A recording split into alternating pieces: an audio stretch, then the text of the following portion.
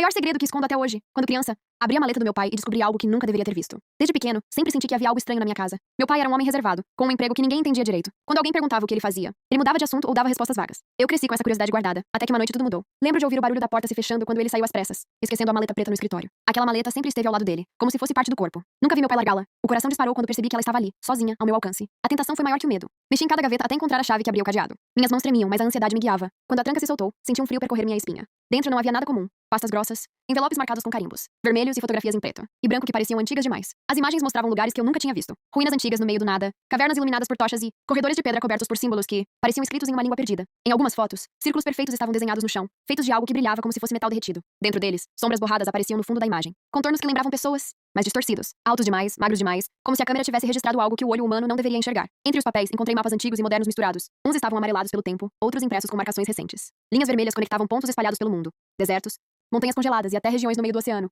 onde oficialmente não existia nada. Ao lado de cada ponto havia números, coordenadas e símbolos iguais aos das paredes das fotos. A cada folha virada, a sensação de estar mexendo em algo proibido crescia. Era como se aqueles papéis escondessem segredos enterrados pela humanidade inteira. Eu não entendia nada do que via, mas uma certeza martelava na minha mente. Aquilo não era apenas informação, era evidência de algo que não deveria ser revelado. Naquele instante percebi que não era só curiosidade. Era como se eu tivesse aberto a porta de um mundo que deveria permanecer fechado. Guardei aquele segredo durante anos. Como se tivesse selado uma parte da minha infância dentro de uma caixa invisível. Nunca ousei contar para ninguém, nem para meus melhores amigos, nem para pessoas em quem confiei de verdade. Eu sabia que se abrisse a boca, algo ruim poderia acontecer. Com o tempo, comecei a perceber pequenas coincidências que me deixavam inquieto. Primeiro foram reportagens curtas, quase despercebidas no rodapé da TV. Expedições científicas que desapareciam sem deixar vestígios em desertos isolados, pesquisadores que sumiam em cavernas sem explicação plausível. Eu mal dava atenção, até que os nomes dos locais começaram a soar familiares demais. Depois vieram os acidentes inexplicáveis em alto mar. Barcos de pesca encontrados à deriva sem tripulação, exatamente em regiões onde eu lembrava de ter visto pontos marcados nos mapas. Algumas notícias falavam em tempestades repentinas, mas as fotos mostravam céus limpos e mares calmos. Era como se algo tivesse simplesmente engolido aquelas pessoas sem deixar rastros. Com o passar dos anos, percebi que esses eventos não eram isolados. Eram peças de um quebra-cabeça que só eu parecia enxergar.